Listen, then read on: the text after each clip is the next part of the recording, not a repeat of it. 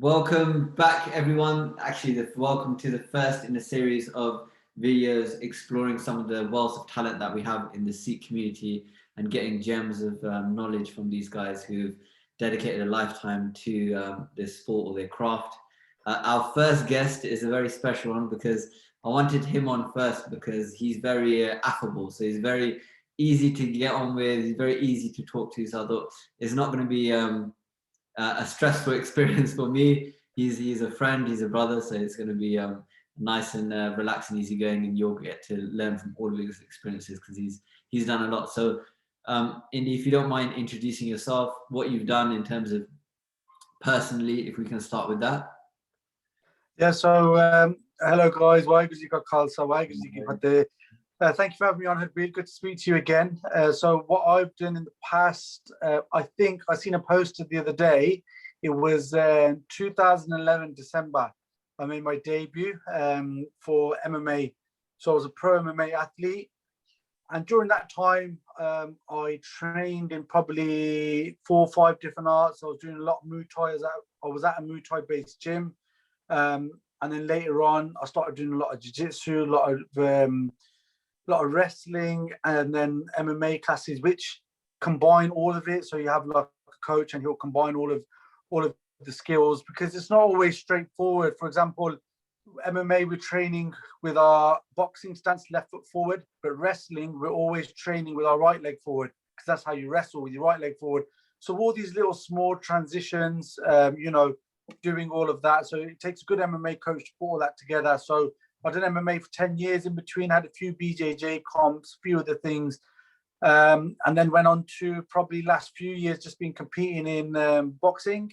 So unlicensed boxing, really, just been doing that for the last few years. And of course, from the start all the way through, teaching, got the book for it early, and then just teaching as much as I can, wherever I can, all the way throughout. So it's been around about 10 years now since I've been competing. And I wasn't training long before I had my first fight.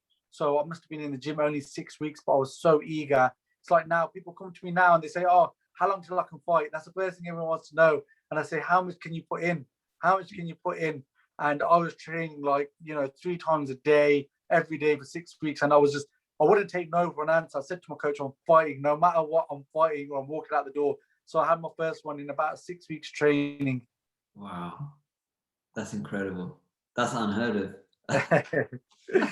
Long time ago now. I was a young lad then. I was 23 then. Yeah. Okay, so I have a list of questions here for you, and then some people send questions in through Instagram as well. And then as we go along, some questions are popping into my head already in terms of other things that I've really wanted to know for a while about you and through conversation as well. So how did you get involved with Khalsa Akhara, and can you tell us a bit about that?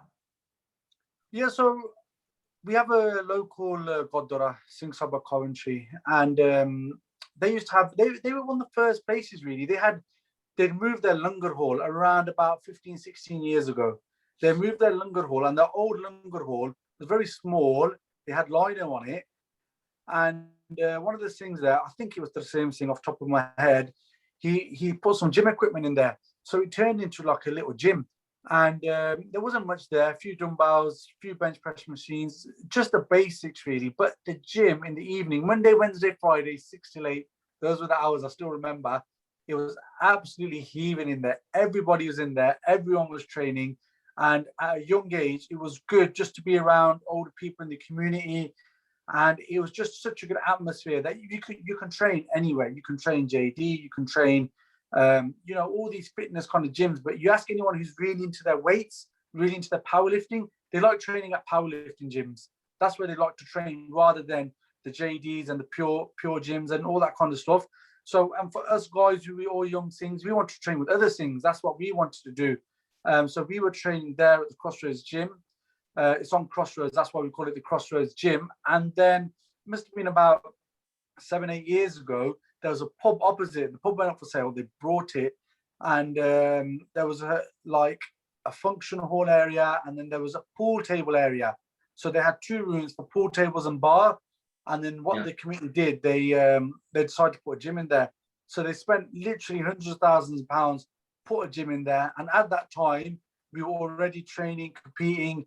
So it just made sense to start the classes. We started the classes, myself and Mani Sandhu, and there must have been about 40 people at a class, MMA classes back then. And it was brilliant times, really, really good. That's amazing. So I've got two questions for you. One was going back to what you mentioned about the kind of volume and intensity of training you were doing.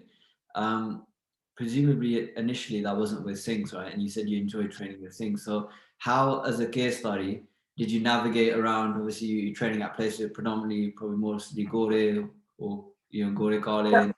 I mean, look, it was difficult. I still remember in the early days, it was having your gears and how to manage it, because I didn't know anyone else who was gear study who was training or competing. So managing it, we went through a few phases of trying to find what's going to be the most effective way. So, having the stardom was difficult, having a certain types of vodka was difficult. And then I just experimented and I tried the scrum hat, what they use in rugby. Now, I wasn't a Murtari back then. Obviously, everything comes down to if you are a Murtari, speak to your Panj Pyare, who give you your ret, and them deciding what's best for you. So at the time, I was an Murtari, so I was just experimenting, and the scrum hat, I found it was really good.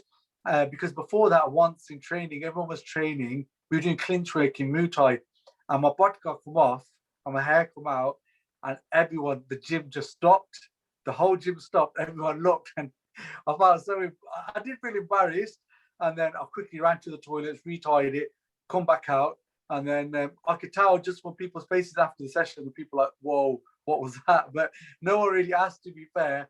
And then after that, obviously I was started competing, and then I had my hair out when I was competing anyway, so people got used to it. But I think at the early stages, it is a big thing that it's a thing that you do think about, how am I going to navigate myself around this scenario. But now you just look anything who's competing on YouTube or anything, you see is pretty much the to-do thing is to wear the scrum hat. I was training with Sabir Singh MMA a few years ago, and he went India, and what he did, he went to some of the wrestling Akhara, and they had like a super tarty thing that goes round like a podcast, then it goes round, ties at the bottom. And he wore it, and he goes, "It's wicked, it's brilliant." I tried it, but it was so tight at the bottom, I couldn't open my mouth, I couldn't breathe. I was like, oh, I can't do this. Where the scrum hat, it's a lot less pressure. But again, it's down to personal choice. For some people, I understand that's not the way forward, but for other people, they feel like it's okay. So for me, that worked early on, to be fair. But it took a bit of experimenting first, but eventually I got there. And again, training with things. The thing is that wrestling is a real graft, and it's not easy. So if you can do something difficult, let's just say marathon running, you don't want to do marathon running, and if you do that with your friends, it's not as bad. Okay, it could be anything. If you do it with your friends, it's not as bad. Of course, you go there and you meet your friends there. I met some of the people that I'm so close with now, I met through martial arts training. But if you've got your friends that you've been close with since day one, and you get them into it and they do it with you, it's brilliant. It's really good. You enjoy it so much more, to be realistic. Yeah, that's really good advice. I know we spoke previously about you going to Straight Blast Gym in Dublin and training with Conor McGregor and stuff like that. So how was it there? Because obviously people are probably giving you looks in terms of... Yeah, I mean, you know what? People say that there's this big... I'm just going to say how it is. There's this big kind of thing that, the Irish are so friendly with the Singhs, and Dublin is so good with the Singhs. And, I can only speak about my own experience. There's places I've been that people say are horrendous, and they've been brilliant. It's down to personal experience whilst you're there. So we went out to Dublin, I think it was around about 2013, I think, off the top of my head. And that was before Conor McGregor had signed for UFC, before Artem had signed for UFC, all these guys. And we went to their gym called Straight Blast Gym. So when we got there, we got to the hotel. We had a sponsor who paid for the hotel. We got to the hotel, and the reception area wasn't too bad, to be fair. And then they said, "Oh, you're in the deluxe room," and we thought, "Oh yeah, this sounds good." We went to the deluxe room. So basically, it was a hostel, and the only difference with the deluxe rooms, you had a lock on your door. So none of the other rooms had a lock on your door. So 6, 7 random people in the hostel room. Okay, with our room, we had a lock on the door, but it was horrible mattress, bunk bed, springs in your back.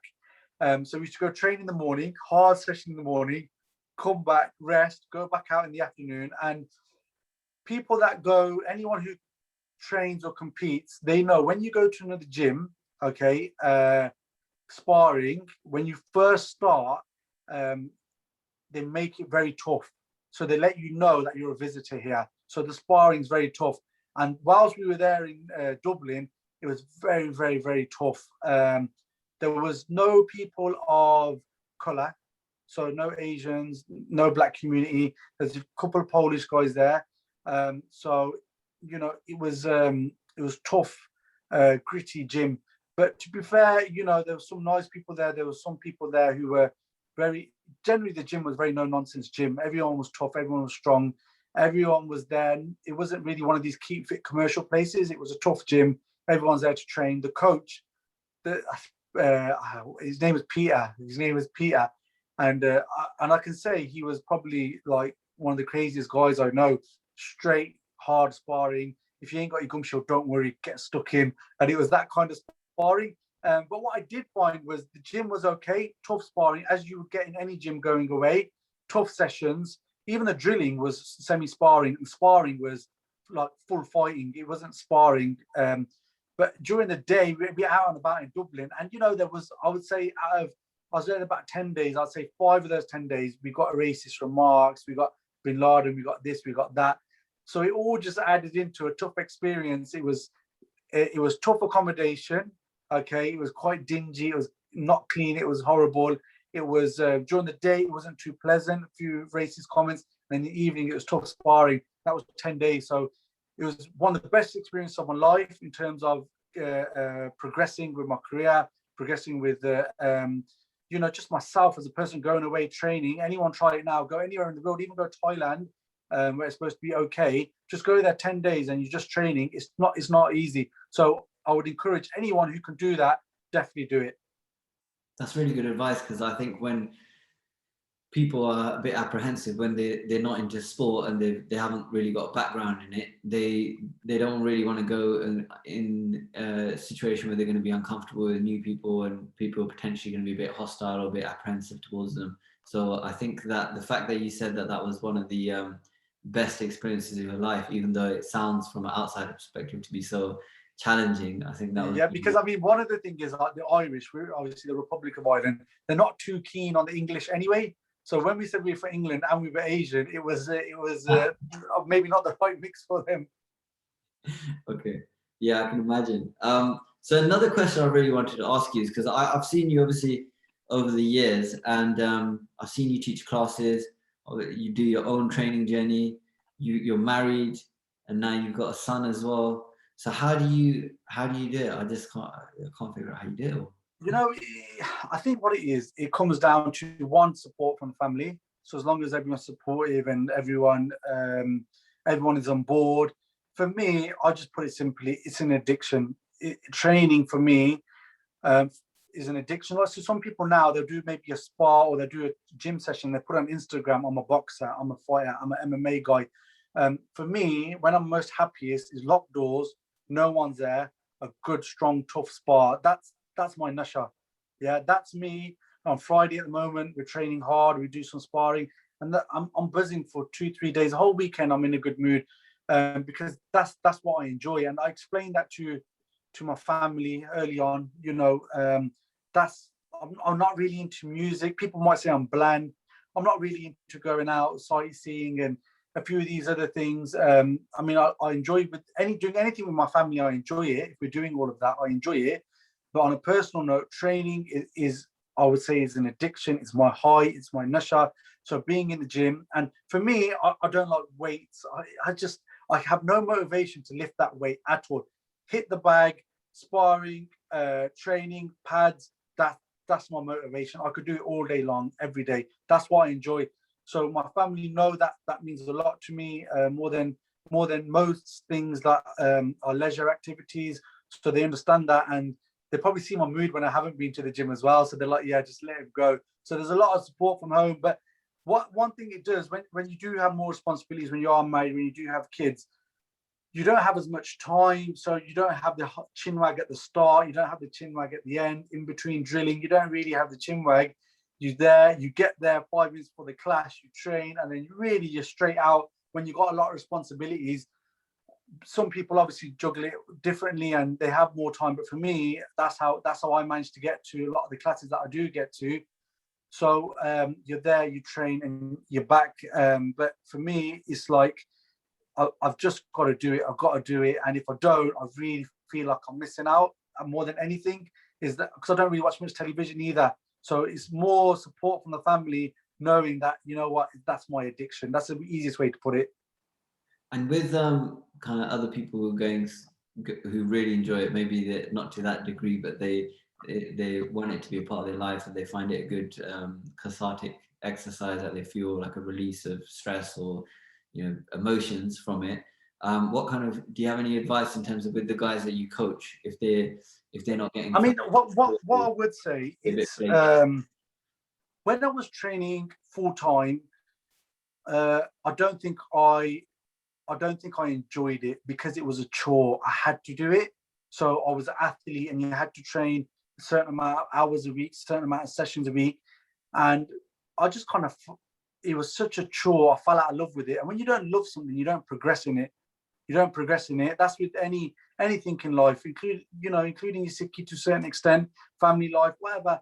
I was just doing what I had to do, and I was very passive in it, and I wasn't engaging. So, and as things, you have this mentality of being tiyar par tiyar. So always ready, always ready. And training comes into that. So if you're saying, it's important, if you're from Sikhi background, male or female, is being tiyar par tiyar, trying to have that mentality. And if you're eating pizzas and chips and you got a bad diet, I was there, and only till recently I've tried to improve my diet, but you got to do your training alongside with it. And I just read a recent study saying a lot of women executives and high roles, they did sport at a young age. So in all areas of life, it helps you so much. And one thing I would say is when I come back off lockdown, just do something you enjoy. If you like jogging, just jog. Forget everything else, just jog. If you like wrestling, just wrestle. If you like doing weights, just do that. Whatever you enjoy, badminton, just get back into that one thing. So if you're thinking, I need to get fitter for badminton, I'm going to start jogging, then you hate the jogging, then you stop. Don't worry about the jogging. Just get straight into whatever you enjoy. If it's football and, you used to run down the line with the ball and you can't get past the fullback, automatically feel, I want to get fitter. If you're a defender and the guy's running past you and you're feeling, I want to catch him, you'll get fitter. Just do whatever you enjoy. If it's five-a-side, if it's jogging, badminton, netball, just do what you enjoy, do it regular. That's what I'd say with your training. That's really good advice. I remember reading some research on exercise, and they were saying that the best type of exercise is usually, there's a few components to it. One is, in terms of what people continue doing, is something that's in a community. So you're doing it with some other people, and something that you enjoy, it makes sense what you're saying. Because if you do that for 5 years, it's much better than you doing like a boot camp for 6 weeks and then not training for the other 4. Yeah, exactly. That consistency is key. And like I can see from yourself, just from the conversations we have, is that you're so in love with your wrestling, you enjoy it so much, and when you talk about it, it oozes out of you. And people should be like that with anything. Table tennis, they should be going to work saying, I played 12 games this weekend, I won 6, I lost 6. Next weekend, I'm going to be there again, I'm going to win 8, I'm going to win 9. And that mentality, that drive, and you tell people how you're doing, it motivates you to carry on with it. That's amazing. Okay, so you kind of touched on these topics already, but what was your routine when you were training for a fight camp? So can you walk us through? Yeah, I mean, look, I was training 10 years ago for fights, so a lot has changed since then. So I can tell you how not to do it, maybe not how to do it. So when we talk about nutrition, my nutrition was back then was a Snickers or a Boost chocolate with a Lucozade. That was my knowledge on nutrition. My weight cuts were really brutal, so I would be shedding 6 to 12 kilos on fight week. And that's not the way to do it. So I would spar so well in camp, and then I would get to the fight, and I never performed ever as well as I could do in fights because I never cut weight well. That is because I didn't used to eat right. My nutrition was poor. And if you're training at your fight weight, which is what most people do, not everyone. If you look at Ricky Hatton and a few other people, they're overweight, and right up until a fight, they lose all that weight. Tyson Fury, you watch all these people. There's a lot of people in that category that, they don't eat well outside of camp. That you watch other people, Floyd Mayweather, he's just a model professional all year round. Cristiano Ronaldo, what he did with the Coke bottles the other day, he took them off the table. He's like, you shouldn't be drinking this, you should be drinking water. So some people are like that, and those people are fit all year round. They achieve so much. But people like me who I only do it when I have to, it's tough. But for me at that time, it was the only way I could do it. So nutrition-wise, my education is much better now than it was back then. Shout out to Juggy Sidhu, shout out to Ummu Johal, Veggie Gains, who 2 coaches, and yourself with intermittent fasting, 3 people who I've followed throughout when I have needed to lose weight. They're the 3 methods that I've used. So in terms of training, it would normally be like a light workout, jog in the morning, maybe 6 a.m.-ish, then 12 o'clock, bit of a circuit, bit of weights. Evening, it would be sparring or drilling or wrestling or training or whatever have you. That's pretty much what it was like for 6 weeks, 8 weeks of camp. Outside of that, then it was maybe just the evening classes. So you wouldn't really do too much of the fitness stuff. But again, it was a long time ago. It was outdated. It was just not great advice. I would just maybe watch something on YouTube from a fighter, Chuck Liddell, watch his interview. Oh, he does a bit of this, he does a bit of that. No specific strength and conditioning, no goals, no real, timing, nothing. I didn't train well at all. But if you are going to compete, if you want to be ahead of everyone, that's what you need to do. You need to train well. There's little things. There's gems and diamonds everywhere you can find. Mike Tyson used to say, I used to train and run at 5 a.m. because I knew my opponent was sleeping. Us as Singhs, Amrullah, it's important. If you can ingrain that mentality into yourself and all these other things, then you're going to have a much more successful life, career, whatever it is that you choose to do. And with the guys you're coaching now, because they're young guys, they probably come to you for advice in terms of, what should I eat, especially as a vegetarian. I get that question a lot in terms of that, how do you get enough protein? How can you train if you're vegetarian? So how do you coach your guys, these young boxers? I mean, the one thing that was around a long time ago, vegetarian, vegan diets are big since the Diaz brothers and a few bodybuilders started doing it. But back 10 years ago, I don't think it was as big, vegan diets. And the biggest thing I used to get in the community, I used to go somewhere and like the whole Punjabi thing, somebody used to introduce me, Palwan, boxing karda, wrestling karda, all this.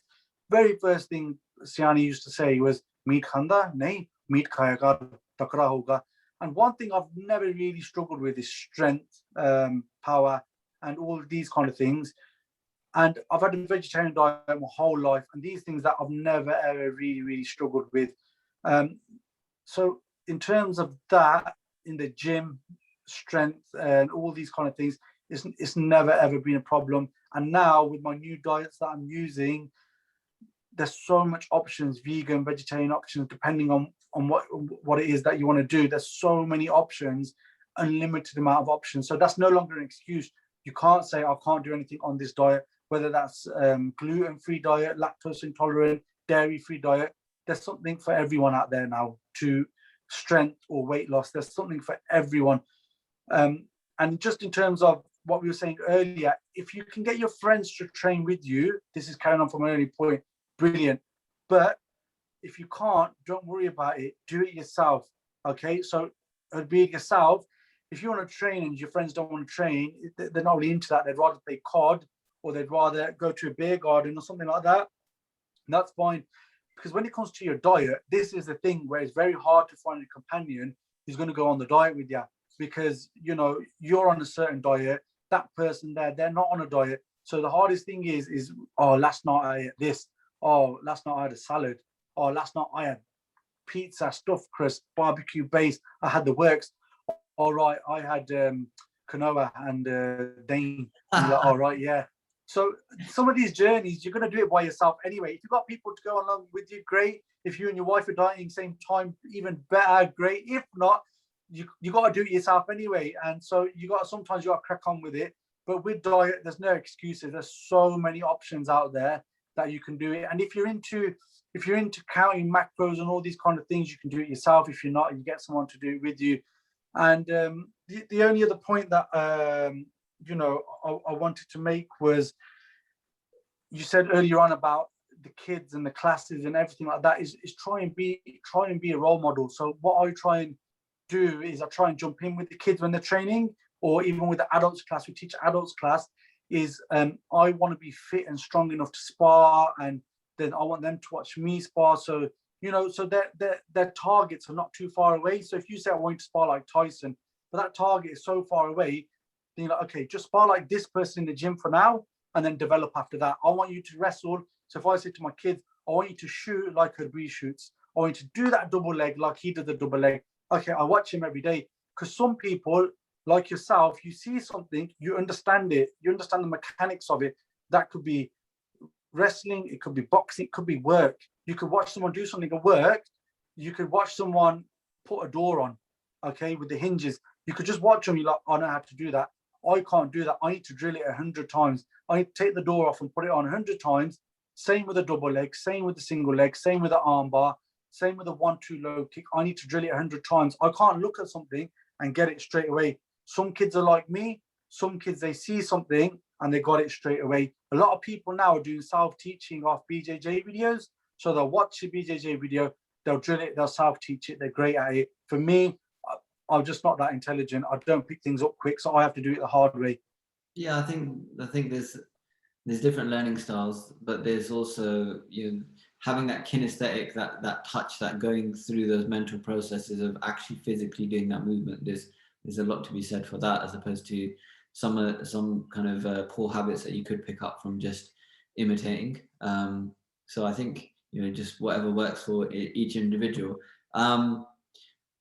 But kind of going back around to that question of diet, because this is something that I get probably most of the time, and it's kind of vegetarian people, probably young guys, maybe in their 20s, they're overweight, or they've got a belly, they're skinny and they've got a belly, and they're like, oh, I don't know what to eat as a vegetarian.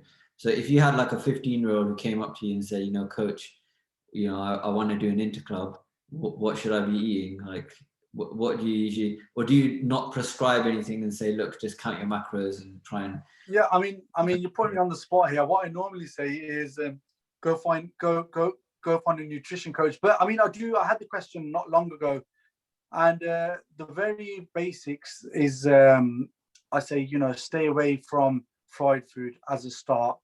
Okay, I can't go cold turkey on most things. I need to wind myself down off it. So chocolates, crisps, any fried food, I say try and come off it. One thing I always struggle, find your reason why. Okay, so one thing I always struggled with is mitta. And now for June month, Guru Arjan Dev Ji Gurdwara in Derby, what they did, they said, in remembrance, June the 1st, in remembrance of the 1984 attack, okay, for the Shaheeds, what we're going to do is we're going to do no sugar June.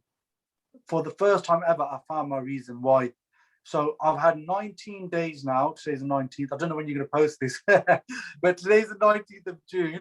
So I've done no sugar at all. Once I had sugar in 19 days, okay, and my energy levels probably 2 weeks ago were really low. So afternoon, I wanted a nap, and I really struggled for a week. I really struggled for a week, and I felt terrible. I just wanted to sleep all day.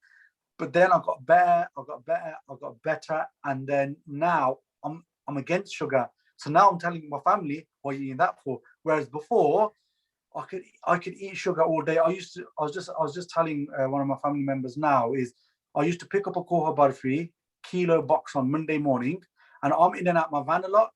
as a gas engineer. So Monday morning, every time I used to get out of the van, I used to have one piece.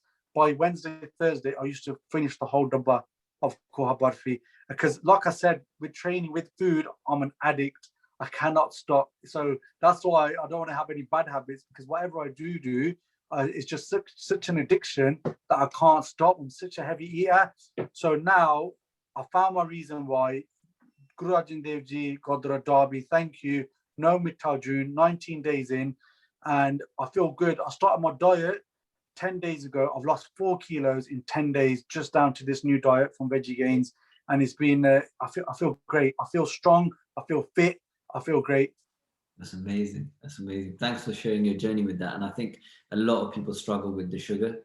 So I think that's going to inspire a lot of people. I know Darshan Gaur will really like that as well, that whole concept. So there's a couple of questions that are coming through Instagram. I'll go through these. I'll rush through them. Is there any age too late to start a sport? Never. So if you look at Anthony Joshua, look how late he started. If you look at Bernard Hopkins, so he was in prison. He started boxing in prison. He's the only boxer, no amateur record, come out, went straight pro. Unheard of. You can change all these things. You can make your history. Fajr Singh, the runner, he did it through depression. At what age? How old? 80 plus was he? 90 plus? Yeah. You can start any age. I started competing. I started doing MMA so late, but you know what? Nothing was going to stop me. Nothing was going to stop me. You can start. You look at GSP when he started wrestling. You know, you look at these guys when you started wrestling and you competed. As long as you haven't got excuses in your head before you start. Oh, I've only been training 3 weeks. I've only been training a month. I've only been training 6 months. You can become great at anything at any amount of time. It's on you.